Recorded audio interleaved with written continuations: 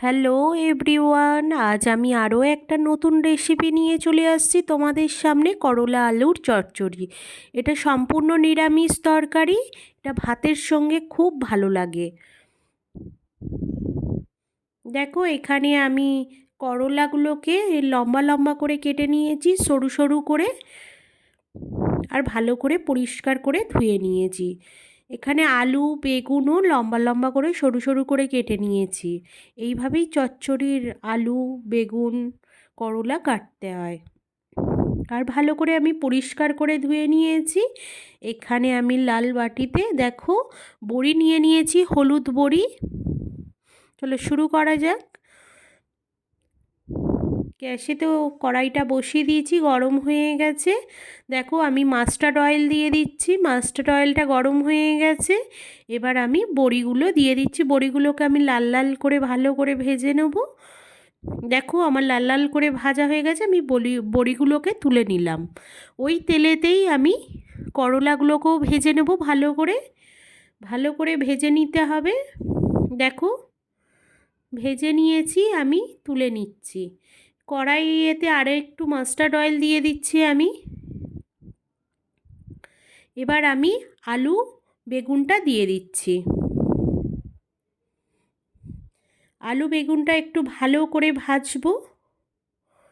দেখো সামান্য পরিমাণে লবণ দিয়ে দিচ্ছি, স্বাদ মতো লবণ দিয়ে দেবেন। এখানে আমি এই বাটিতে আদা জিরে মৌরি পেস্ট বানানো আছে, তার সঙ্গে লাল লঙ্কার গুঁড়ো আর হলুদ আমি মিক্সড করে নিয়েছি জল দিয়ে। দেখো ওই কড়াইয়েতে আমি দিয়ে দিলাম, আলু বেগুনটা ভাজা হয়ে গেছে। আমি দিয়ে ভালো করে কষিয়ে নিয়েছি। এবার বাটিতে আমি এই বাটিটার 1.5 বাটি জল দিয়েছি। মানে খুব বেশি জল দেবে না, আলু বেগুন তো হালকা ভাজাই হয়ে যায়, সেদ্ধ হয়ে যায়। দেখো আলু বেগুনটা সেদ্ধ হয়ে গেছে, আমি এবার নামিয়ে নিলাম। আবার কড়াইটা পরিষ্কার করে ধুয়ে নিয়েছি। ধুয়ে নিয়ে মাস্টার্ড অয়েলটা দিয়ে দিচ্ছি ফোড়নের জন্য। দেখো এখানে 5 ফোড়ন দিয়ে দিলাম। 5 ফোড়নটাকে লাল লাল করে ভাজছি।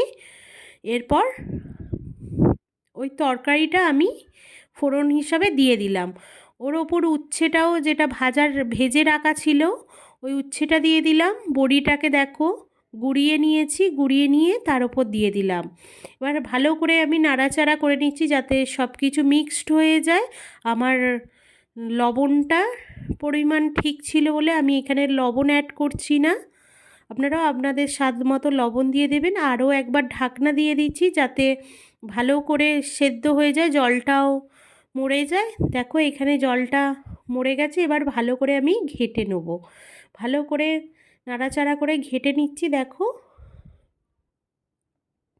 রেসিপিটি কেমন হয়েছে অবশ্যই কমেন্ট করে জানাবেন।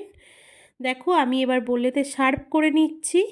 দেখো এরকম শুকনো শুকনো চচ্চড়িটা হবে, করলা আলুর চচ্চড়ি। কমেন্ট করে জানাবেন। ভালো